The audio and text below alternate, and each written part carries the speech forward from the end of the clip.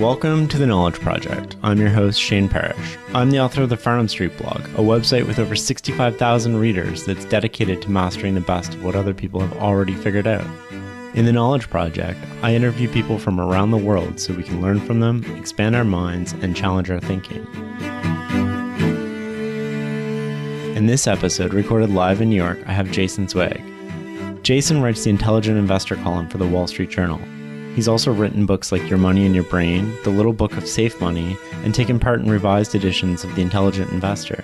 He's got a new book coming out called The Devil's Financial Dictionary that we'll talk about.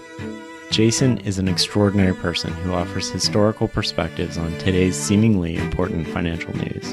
In this episode, we talk about a host of things, including what his day looks like, why he adds a philosophical and historical view to his columns, the relentless flow of news, his new book, The Devil's Financial Dictionary, and what the average investor should do.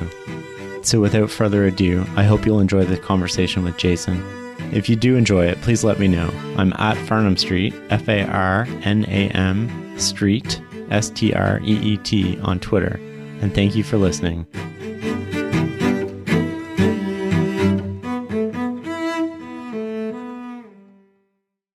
All right, I'm here with Jason Zweig from the Wall Street Journal, and he's one of the most requested guests that I get for the Knowledge Project, so I'm happy to have you here, Jason. Great to be with you, Shane. So I guess one question I have is, what does your day look like? What's your typical day? My typical day is kind of a mess. I've been doing this for a long time. My column has run for 7 years in the Wall Street Journal every Saturday, except when I'm on vacation or in the hospital, which hasn't happened. It's not always so easy to feed the beast. I can't take a week off because I don't think I have anything useful to say. I have to find something.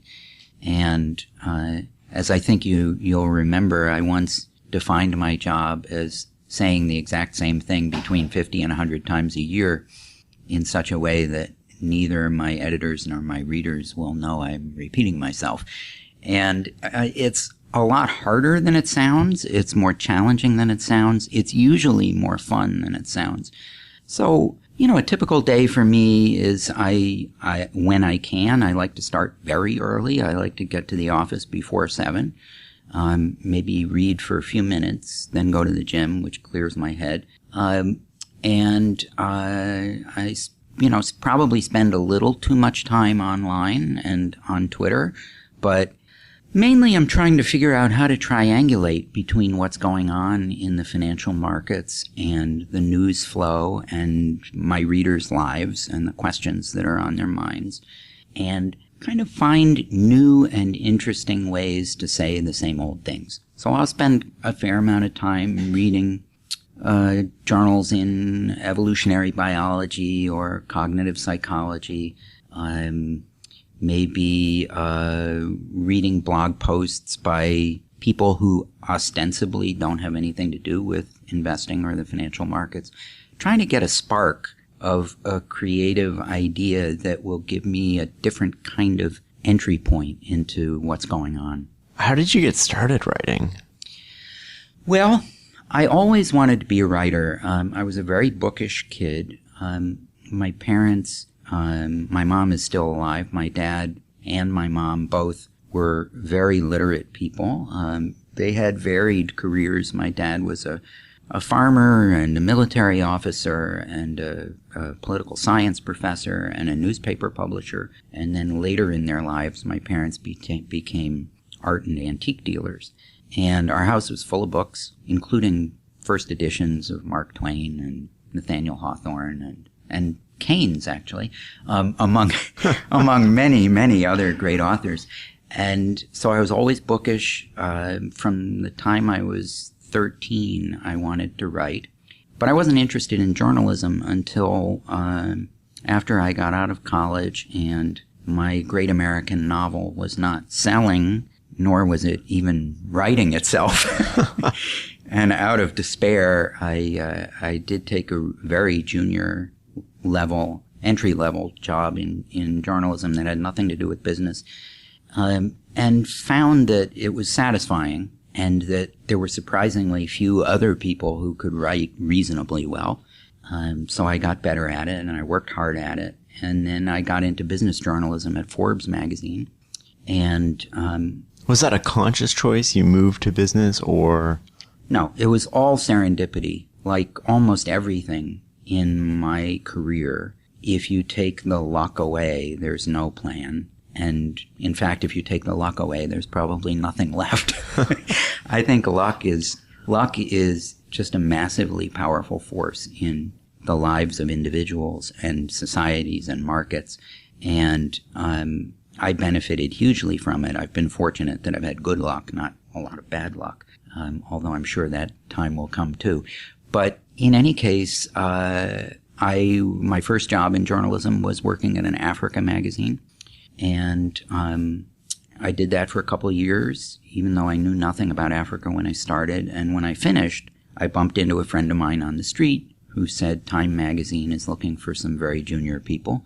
And I said, well, they don't come any more junior than me. And Time magazine ended up hiring me to be a fact checker in the business section. And then I got laid off from that after a year and a half. And Forbes magazine hired me. And after about 6 weeks, I realized I liked it. And that's how I became a business journalist. That's amazing. There's a lot going on in journalism these days. How do you see it playing out with reporting and free versus online versus delivery? What's changing from your perspective? Well, I think the biggest challenge that journalism and the information businesses face over the coming decade is actually the same one that the information consuming public faces, which is how to sort out the wheat from the chaff, how to deliver high quality, accurate, reliable information in a way that the audience can tell it's reliable. 10 or 20 years ago, if you didn't read something in the Wall Street Journal or the New York Times or a handful of other newspapers or magazines, maybe your good local newspaper or TV channel, if you live in the right city. If you didn't get it from those handful of sources, you didn't trust it. And you knew why you didn't trust it, because it hadn't been filtered through a skeptical, professional person delivering and checking the news, the significance of it, the validity of it. And the real challenge in the internet-based world of information is it's almost impossible to tell from looking at most material how reliable it is. And I'm hoping that we're moving toward a period in which both the organizations that deliver the news and the consumers of it will be able to tell from looking at it whether it's reliable, because there's so much garbage and misleading, tendentious, wrong, untrustworthy material being disseminated now. And it's very hard for a consumer to tell the difference. So I'm hoping we'll develop markers that will enable readers to be able to tell whether the information is trustworthy.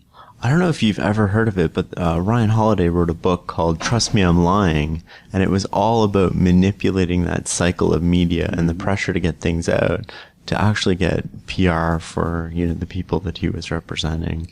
Yeah, it's an incredibly toxic mix, because through Twitter and Facebook and all of social media and the internet, people now are more rapidly informed than at any time in human history. And the human brain is an instant reaction mechanism.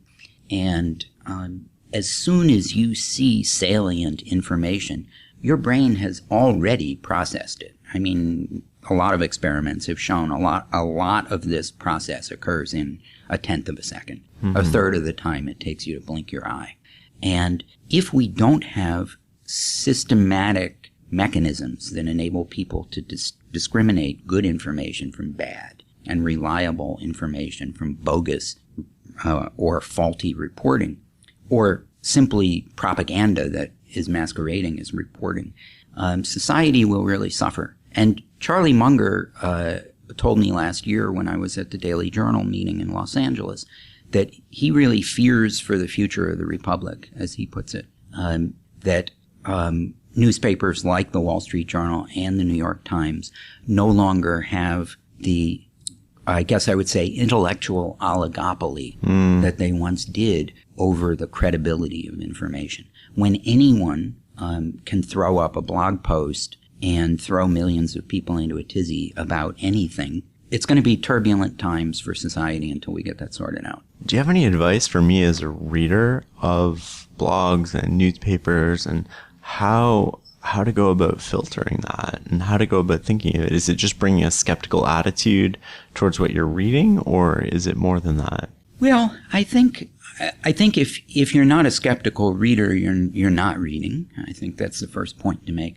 The second is, I think as a consumer of information, you can steer the media toward a better world for communication. And what I've tried to do in the past couple of years, although I don't always succeed, is whenever I write my column, I try to tell people not only what I know and what I've learned, but I try to tell them how I've learned it. And I do that through links. And it's very disconcerting for me now to read news articles from mainstream news organizations or blog posts from just about anybody where the wrong things are linked or the right things are not linked. I really want material judgments that are at least purporting to be objective, right, to be sourced. And if someone is telling me I believe X or I have concluded Y, then I want to see, how do you know X and why do you believe Y?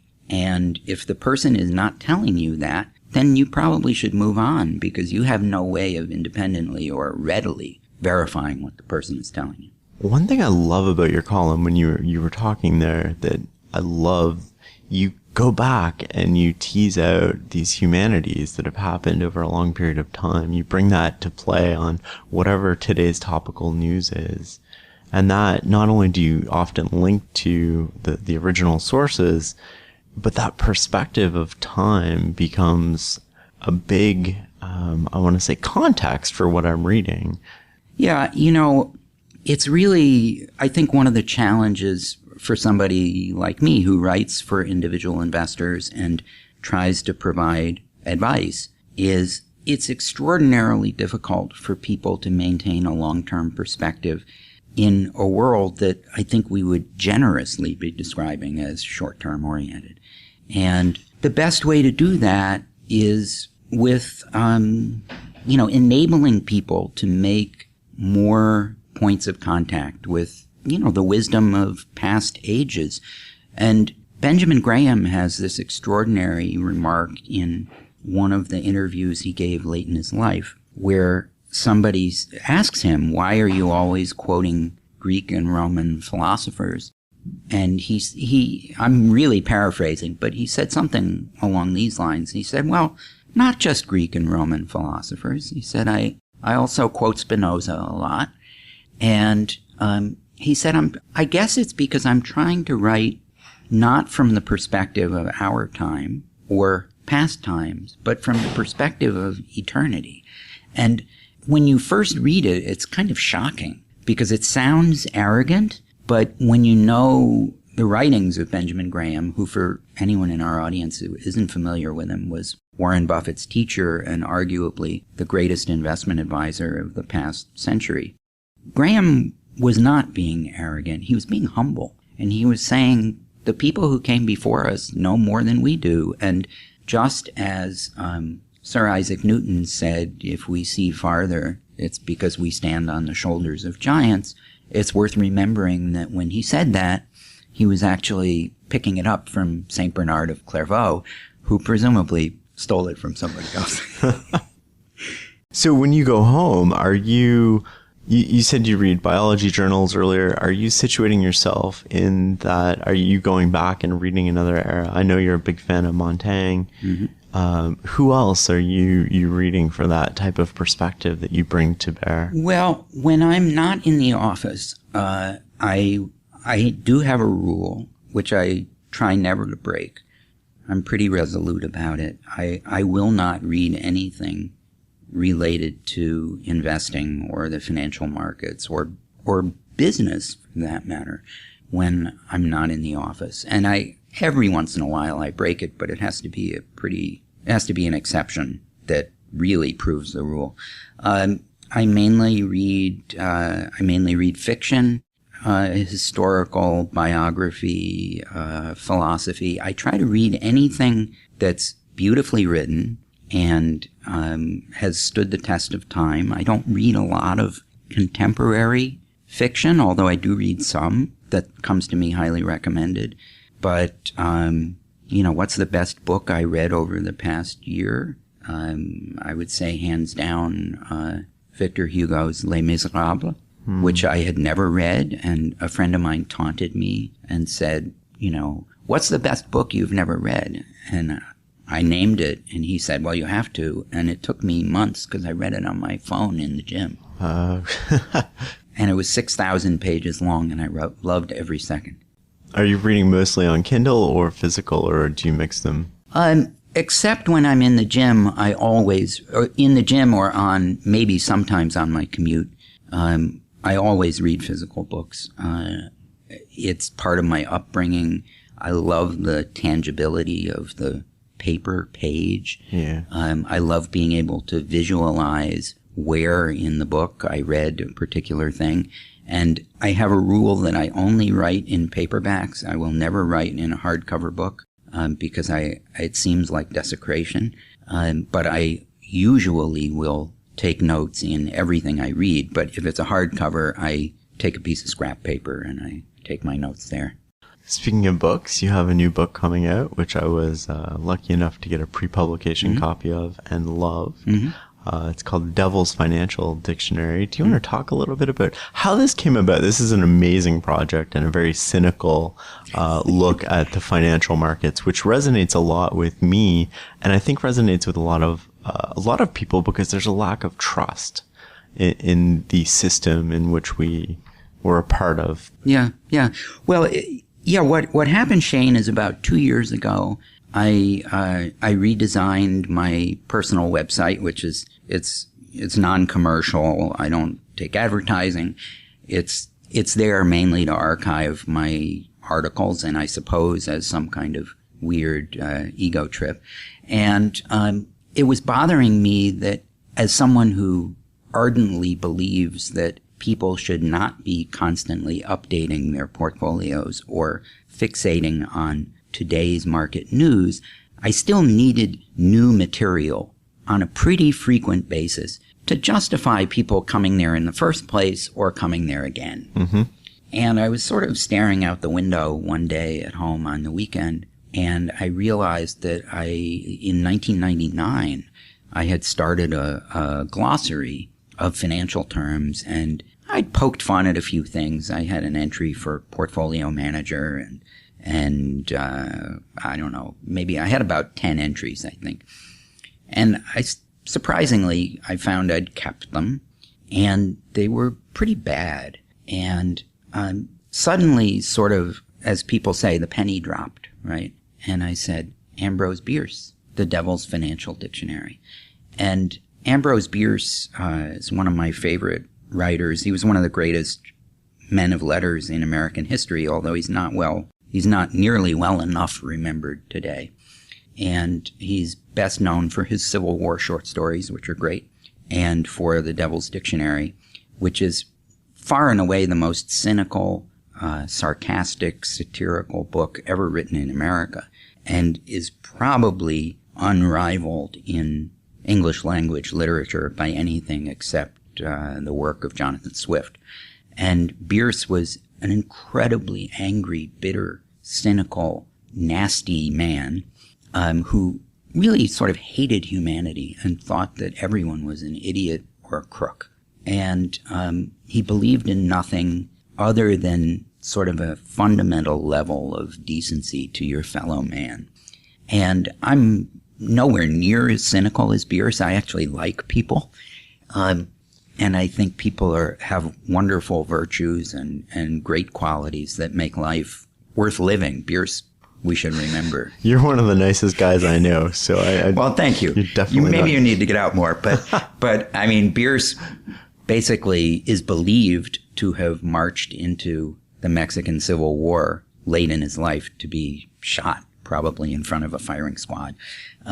So I'm nowhere near as cynical as Bierce, and I don't have that anger toward people in the financial system. But there is no doubt that the financial markets, bankers, brokers, portfolio managers, all the people in what Jack Bogle of Vanguard has described as the helper industry, all the financial intermediaries, deserve a little bit of tweaking. Mm-hmm. So this book is started out as a little adventure to see if I could come up with short, snappy definitions, and then it became a challenge because I would say to myself, can I take everything I've learned about this particular thing over the past 25 years and boil it down into 150 words or less? Mm-hmm.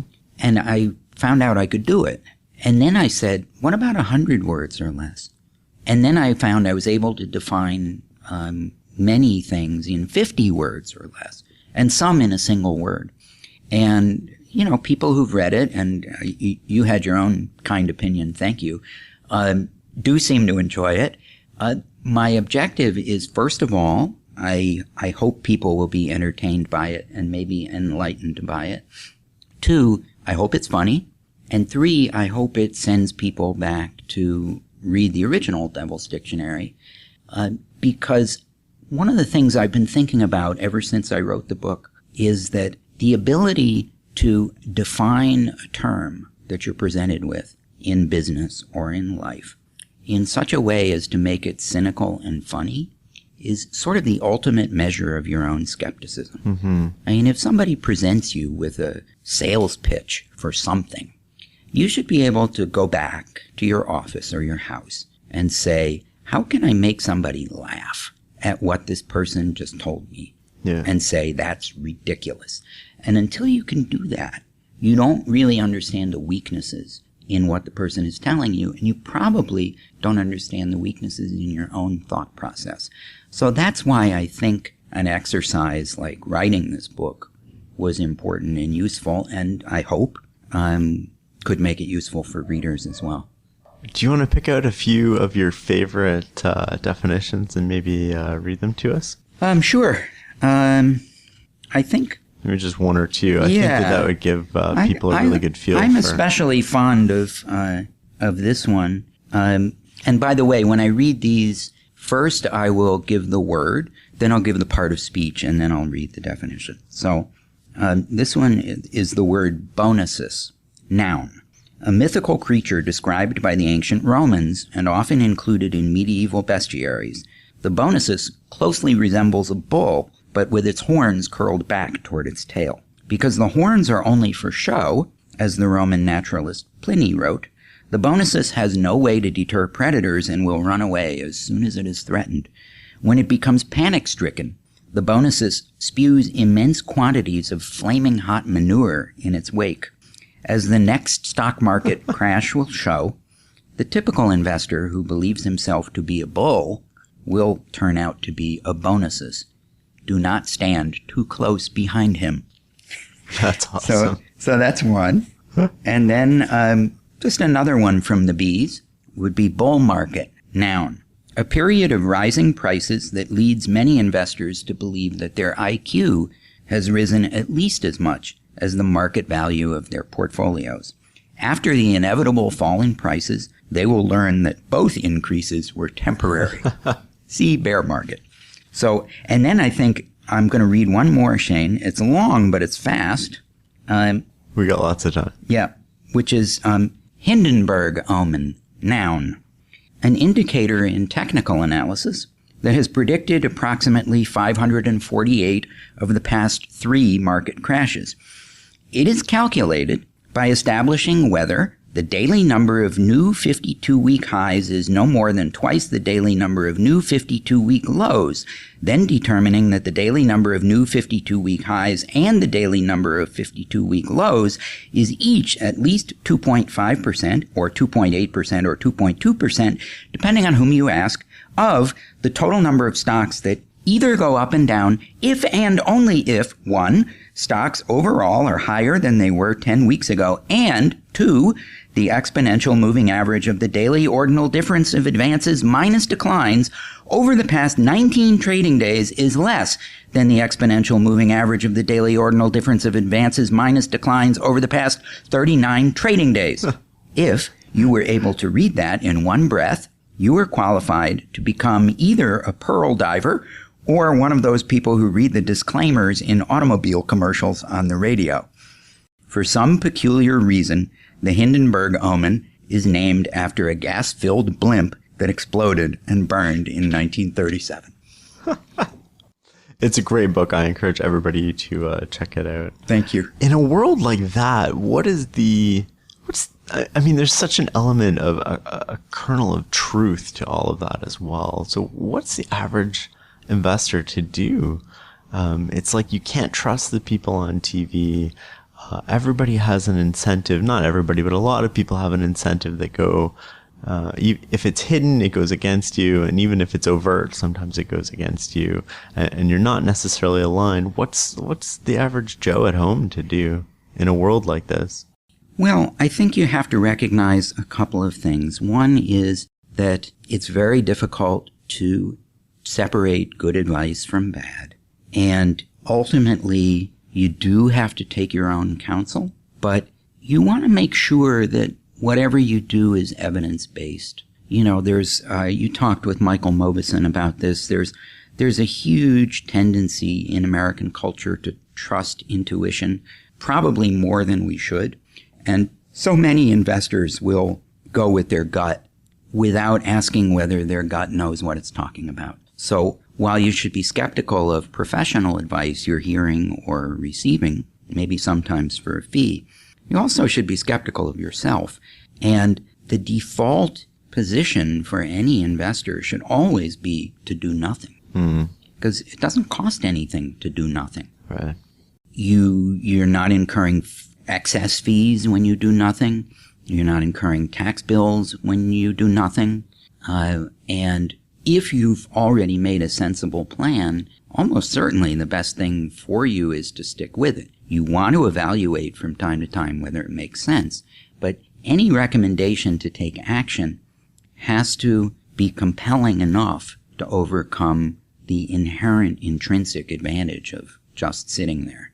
How should people think about risk in a world like that? Where I might not have all the information and I might not have the base rates or the context or the... I kind of like the definition of risk in the Devil's Financial Dictionary. I'll read it to you. Here it comes.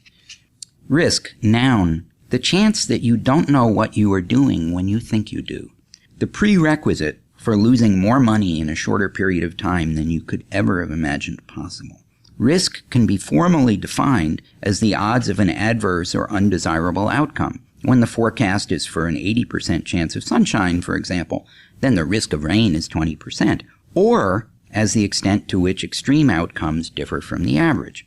It has been philosophically defined by finance professor Elroy Dimson of London Business School this way: risk means more things can happen than will happen. In the end, risk is the gap between what investors think they know and what they end up learning about their investments, about the financial markets, and about themselves. So, I think the best way to define risk is exactly that. It's the difference between what I think I know and what, in hindsight, will have turned out to be true. I love that. And the best way to minimize that risk is not to be overconfident about the state of your own knowledge. And yes, base rates can be hard to surface, but you have to start with that as your premise. As Danny Kahneman has said many times, and again, Michael Mauboussin referred to this when he was on with you, the single most important question to ask about almost anything is, what is the base rate? So as an investor, you're thinking about an IPO. Instead of letting somebody tell you it's the next Google, you have to ask yourself, what's the average of experience of people who have bought IPOs? The answer is it's rotten. Pretty dismal. It's terrible. So if you're going to buy the next Google, that'd be great, But in fact, what you're buying is the next IPO. Right. And it might be Google, but it might turn out to be similar to the 99% of all IPOs that basically didn't do very much for people or hurt them. And that gives you almost a signal that you should, what is different about this one? And why would you think that? What gives you the confidence? Yeah, well, really the other thing that every investor should ask is, actually there's two other questions that are helpful. One is, what do I know that the other people on the other side of the trade are unlikely to know? Mm-hmm. And two, why do I think I know more than they do? And if you can't come up with really strong answers to those questions, you should stay out. And, the last time individual investors could have a powerful, valid answer to those questions was during the 2008-2009 crisis, when institutional investors were completely sidelined. Yeah. Because they could not summon the liquidity in the midst of massive redemptions from their clients to step up and buy. Right. And frankly, the smart money went to the sidelines, while the supposedly dumb money of individual investors, to a large extent, stepped up. And not across the board, but many of them did buy. And there, what you could know is that the person from the other side of the table, on the other side of the table from you, was not in a position to buy. Right. And you were. So buying is almost like would you consider it an act of hubris, where you're saying, I know something you don't and I'm right and you're wrong, unless there's some sort of mechanism like forced selling? Yeah, I think it is an act of hubris, but so is buying and selling are both acts of hubris for investors. Trading is an act of hubris. And the less you trade, the fewer opportunities for error you generate over time. It's also, I think it's very important for people to remember another thing that Benjamin Graham said, and he wrote this in the summer of 1932 at the absolute rock bottom of the U.S. stock market in an essay he wrote, a guest article he wrote for Forbes magazine. And Graham said, those with enterprise lack the money, and those with money lack the enterprise to buy stocks when stocks are cheap. Mm-hmm. And by enterprise, he meant something a lot like courage. And I've rephrased that for a modern audience as the people who survive in a bear market who thrive in a bear market are the people who buy when no one else wants to. But that requires two critical ingredients. You have to have cash, yep, and you have to have courage. Mm. If you have cash and no courage, or courage and no cash, you can't buy. And if you can't buy at the bottom, you can't add to the market return. You can't outperform unless you have both cash and courage. That kind of goes to Buffett's point about temperament being more important than IQ and your ability to act. It'd be interesting to go back and look at who were the money managers that acted with courage during that period versus who are the ones that kind of pulled back and used that as a kind of barometer to see how you could expect them to behave in the future. I completely agree, Shane. I think the single most important attribute for an investor to succeed is temperament, character. Yeah. In the first edition of The Intelligent Investor in 1949, Graham was very specific. He said that when he chose the title Intelligent Investor, he had a particular kind of person in mind, not someone with higher than above average or much higher than above average IQ, although certainly you should be smarter than average. Not a person with an advanced degree or necessarily even a business degree.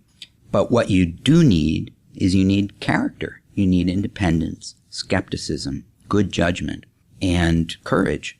And also the ability to sense what the crowd is doing and either to ignore it if the crowd is moving against you or to take it as a signal for what you shouldn't be doing. And I think the best investors are not unemotional. Right. I think they're inversely emotional. And you know very well the wonderful story that Carol Loomis told in 1988 about Charlie Munger when he's sitting next to this woman at a dinner party in Los Angeles. And she suddenly realizes she's sitting next to Charlie Munger, the billionaire partner of Warren Buffett, and she's just desperate to ask him a question that will enlighten her on how to be a better investor. So she says to him, "Oh, Mr. Munger, what's the secret to your success as an investor?" And she sort of sits back waiting for this long exposition. And Charlie sort of grumbles, "I'm rational," and goes back to eating his salad. And I think it's brilliant. It's funny. It's Charlie Munger all the way, but it's incomplete. Yeah. Because what the great investors are is they have a higher form of rationality, which is they take emotion and they turn it inside out. This is what Buffett talks about when he uses that famous line about being greedy when other people are fearful and fearful when they're greedy.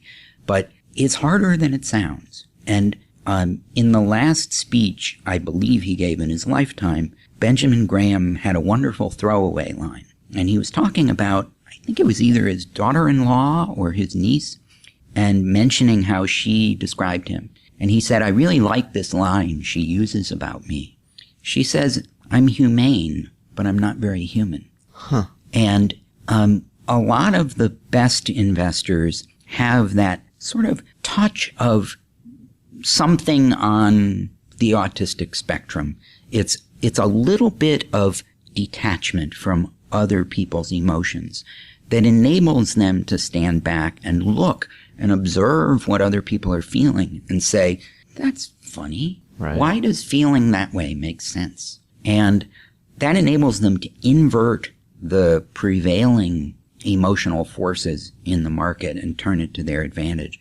And people who knew Graham well, and he died when I was still in high school, so I never met him, but people who knew him well, and Buffett talks about this all the time, say that he was very kind to people, but it was really hard to get to know him. Right. And so when he repeated that line about being humane but not very human, it tells you that that really was one of the keys to his investing success, is he was able to observe what other people were feeling and almost like Spock in Star Trek, kind of observe it as an oddity.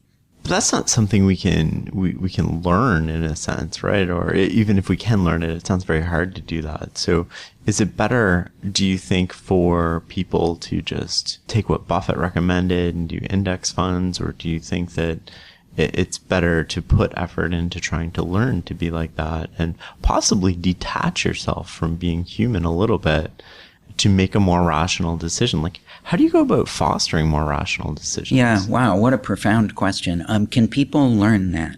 I think you can put policies and procedures into place as you try to manage your investing life and maybe your personal life that can help you with some of that.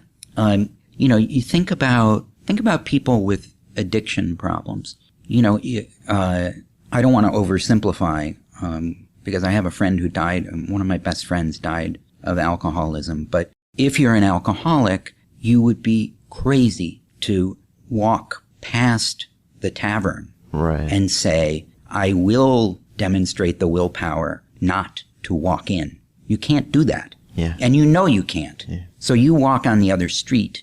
And that's the kind of governor that people need to put on their behavior. If you know that you have self-control problems, you have to structure your life so that the things that tempt you into bad behavior don't get surfaced in your stimuli. And that's very easy for investors to do.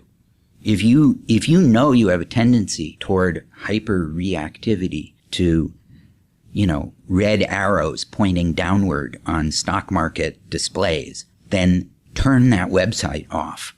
Unfollow that person on Twitter. Follow people who take a longer-term perspective and aren't rattled by this kind of thing. Improve your mental hygiene. You can't turn yourself into someone who's unemotional, but you can turn down the amplitude of your own emotions if you change what your exposures are. I like that a lot.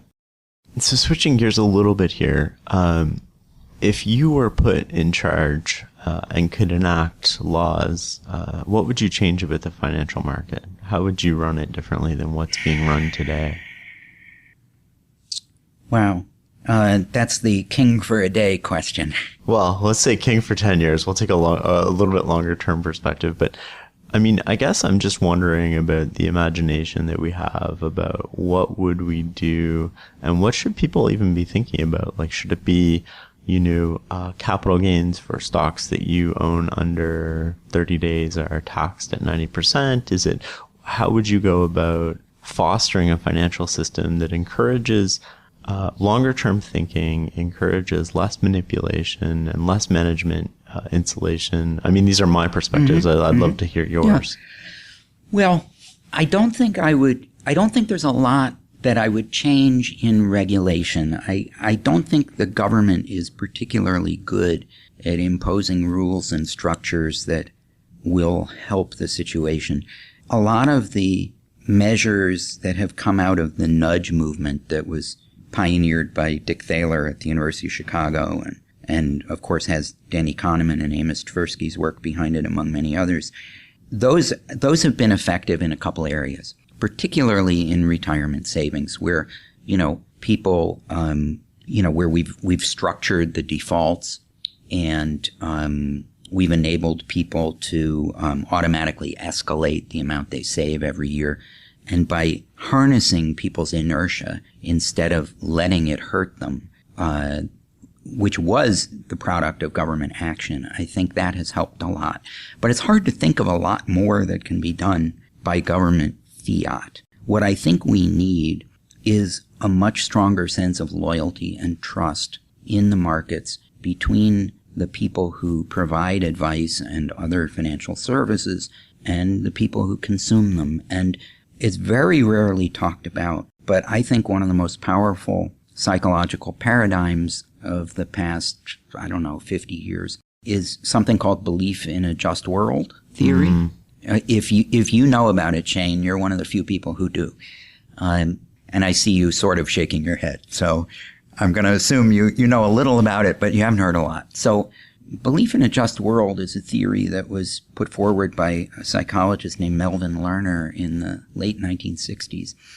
And what he argued was that when you strip people of the illusion that the world is just, you change their outlook on just about everything. Right. And there's a simple way to think about it. I mean, part of being human is to live under all kinds of positive illusions. There are lies we tell ourselves that are good for us. They get us out of bed in the morning. Yeah. We tell ourselves we're better at just about everything than we really are. We tell ourselves we process information more effectively than we really do. And along with that overconfidence, another positive illusion is a belief that the world is just. Nobody really seriously believes that good things always happen to good people and bad things always happen to bad people. But we go through life as if they do most of the time. And if we're suddenly presented with a set of circumstances under which bad things reliably happen to good people and good things predictably happen to bad people, it's very distressing. And if you think about the contrast between the dot-com crash of 2000 to 2002 and the financial crisis of 2008, 2009, it just couldn't be more striking. In the late 1990s, millions of American investors did stuff that was reckless and stupid. Yep. And they knew it. And they were told by the wisest financial minds that what they were doing was reckless and stupid. Their uncles told them. Jack Bogle told them. Warren Buffett told them. Every respected financial commentator said, you can't day trade stocks in your pajamas when you know nothing about them and end up buying a tropical island. And people actually knew that it couldn't be. But what they all told themselves was, everyone's getting rich, I'll get rich, and when it doesn't work anymore, I'll stop, and I'll get out before it's too late. And in fact, many of them lost 95% of their money. And they were like Cinderella at the ball, right? I'll get out before. Yeah. Yep. And then it was nothing but mice, right? So people knew that it was their fault. It's like, it's not that the system was broken. It's that what they did was reckless and I did stupid. something stupid and there was a consequence to it. And exactly. I can kind of accept I got what I deserved. Right. Which is different than the... And in 2008, 2009, many many investors, not just in America, but around the world, had learned to invest the right way. They diversified. They were patient. They kept their costs low. They didn't trade. They listened to the wisest people in the financial markets, and they still, pardon my French, they got their asses kicked. Yeah. I mean, we should all remember that between October 2007 and March 2009, the U.S. equity market went down 57%. 5-7. Yeah. You had $100 at the beginning and you had $43 at the end when you did the right thing. Yeah. So suddenly people said, I trusted you. And that belief was shattered. And so people today are very skeptical, as they should be. And anything we can do to try to restore that trust and that sense that good things happen to good people, and if you're a good investor, you'll get a good outcome if you're patient. That's really important. And that's a very long way of saying that what I would like to see is I'd like to see more loyalty structures. I'd like to see financial advisors saying to their clients, if you don't ask me to trade more than I think is good for you, I will, put more fruit in your Christmas basket at the end of the year. And I'll also sign a contract with you that stipulates how I'm going to serve your best long-term interest, Right. with a lack of short-term activity. I think there's a lot that the people who provide advice can do to make the people who receive advice feel more comfortable about their trustworthiness. Well, I think that's a really interesting approach. It's not the one that intuitively came to mind when I thought of this question. But what do you think about what's going on in the private markets right now? So you have like Uber, which is purported to have a $50 billion valuation and losing, $500 million a year. And it seems like the venture capitalists of the world are taking these companies farther and farther before becoming public. How do you think this all plays out? I mean, this is unparalleled in history, right? Where you have several that I know of. You have several billion-dollar companies that are now private that don't have a ton of equity, that don't have, it's all air, so to speak, and maybe it's justified and maybe it's not, but they will become public at some point.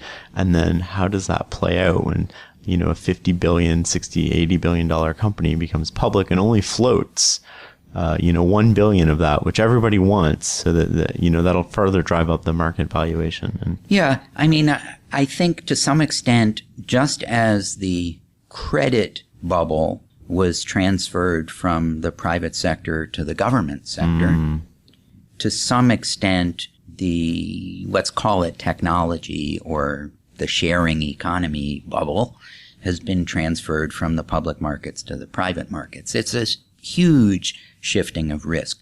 In some ways, I think it's probably healthy, because now instead of the entire public being exposed to the risk of catastrophic decline, it's just a relatively small pool of venture capitalists and, of course, their larger pool of institutional clients, including perhaps your pension fund.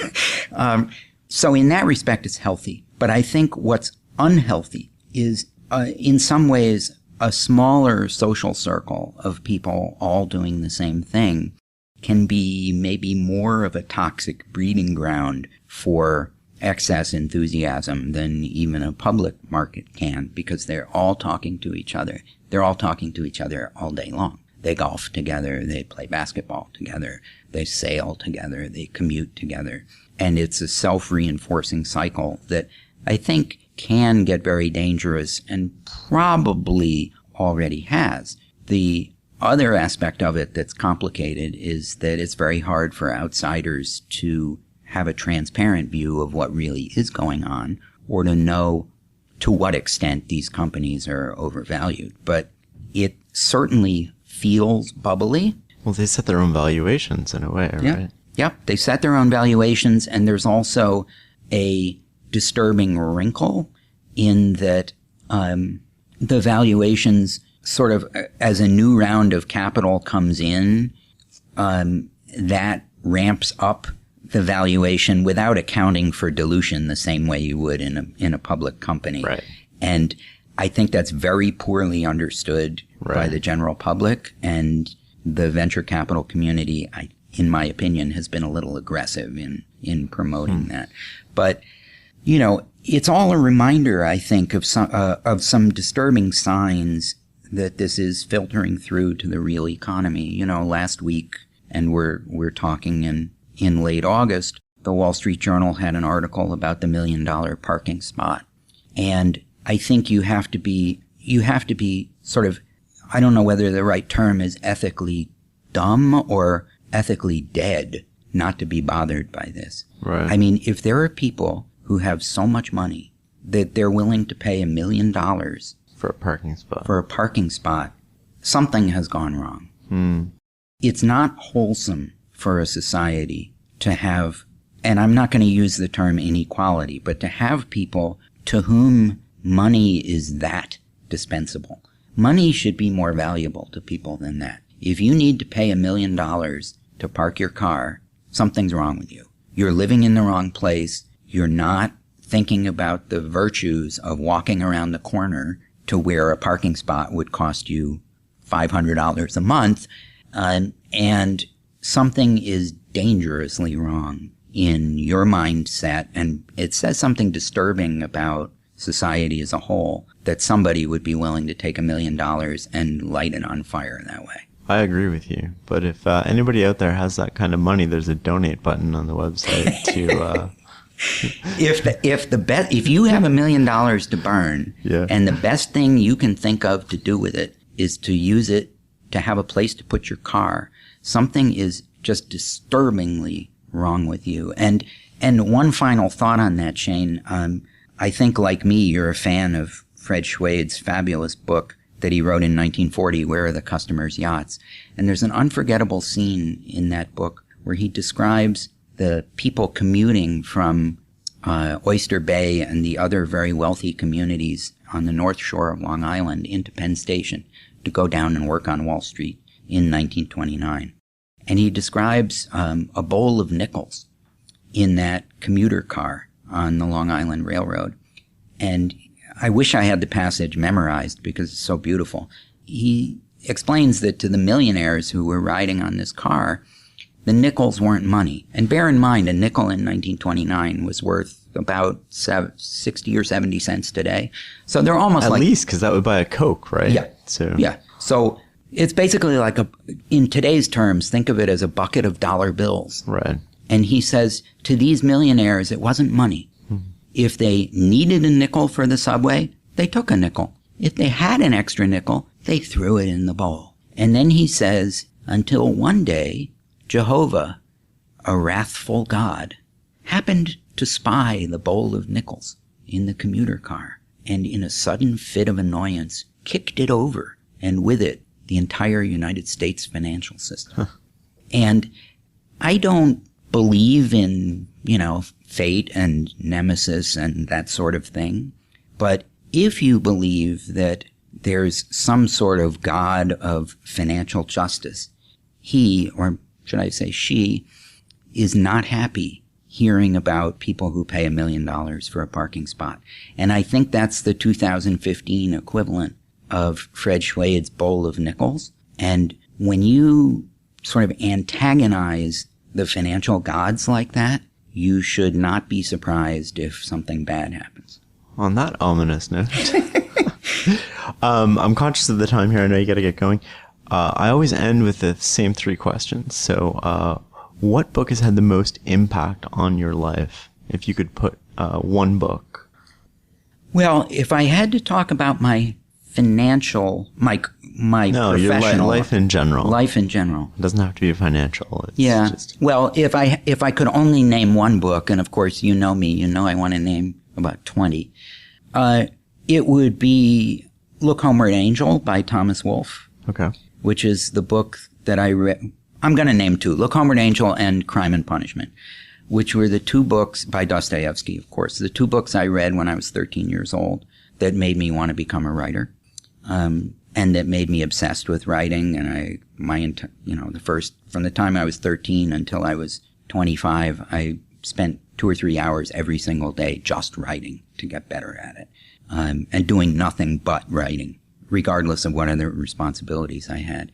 And those were the books that made me want to become a writer. I remember reading Crime and Punishment. I actually had a hard time putting it down. The first time I read it, it was so captivating. And usually those books of that size are intimidating to me. It's an unbelievable book, Yeah. just sort of morally terrifying and compelling. And although I would probably like it less well today, Look Homeward Angel was just a phenomenal work of prose. And you can read large passages of it out loud, and people will stop what they're doing and listen. I'll have to check that out. I haven't read that one. And what's currently on your nightstand? What are you reading now? I have a funny nightstand. Other people put the latest book on their nightstand. My nightstand tends to have only books I read over and over and over again. Which would those be? So right now on my nightstand is the collected essays of Montaigne. You mentioned him before. That's frankly almost always there. A book of Schopenhauer's sort of epigrams, and I think it's The Wisdom of Life by Schopenhauer. Right. Skeptical essays by Bertrand Russell, who wrote some of the best, who was one of the best writers of the 20th century, as well as one of the clearest thinkers, and is hero of Warren Buffett's. And a Mencken Chrestomathy, which is the self-anthology that H.L. Mencken put together late in his life of what he felt was some of his best journalism. Mencken was one of the best journalists of the 20th century, although he had lots of personal faults, including being an appalling bigot. But I like to think we can learn from anybody with talent, and I just love the way he wrote. His writing's been recommended to me before. Yeah. He seems to keep coming really sort of muscular, vivid, compelling writing. I mean, he never wrote a boring paragraph. And finally, who would you like to see interviewed if you could nominate somebody to come on the show and explore their brain a little bit? Well, in general, I think you should talk to, I'm going to give you a general recommendation and then a specific one that doesn't quite meet the description. But in general, I think you should talk to old people.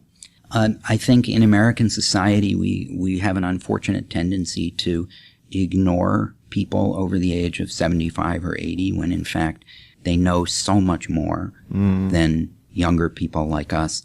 And I think the collective wisdom of people in their 70s and 80s and 90s is massive and underappreciated. But I'm going to name somebody who isn't that old, although he's older than me and you. I'd love to hear you talk to Paul Slovic, whose name you probably know. Paul is a psychologist at the University of Oregon who runs a nonprofit company called Decision Research. And Paul is arguably the world's most eminent authority on the perception of risk, why people think some things are riskier than others, why people are terrified of getting in an airplane when they drove to the airport with a cigarette in their mouth after having had 2 drinks, even though the probability of dying in a car crash, even if you're sober, on the way to the airport is actually greater, right? Yes, they're multiple times more likely to die getting to the plane than they are in the plane, but they're going to sit there in the plane with white knuckles. And Paul can explain that sort of thing better than just about anybody else. Awesome. I'll try to hook that up. Listen, Jason, it's been fascinating talking with you. I really appreciate your time today. Thank you. Shane, thank you so much. Hey guys, this is Shane again. Just a few more things before we wrap up. You can find show notes at farnamstreetblog.com/podcast. That's FARNAMSTREETBLOG.com/podcast. You can also find information there on how to get a transcript. And if you'd like to receive a weekly email from me filled with all sorts of brain food, go to farnamstreetblog.com/newsletter. This is all the good stuff I've found on the web that week that I've read and shared with close friends, books I'm reading, and so much more. Thank you for listening.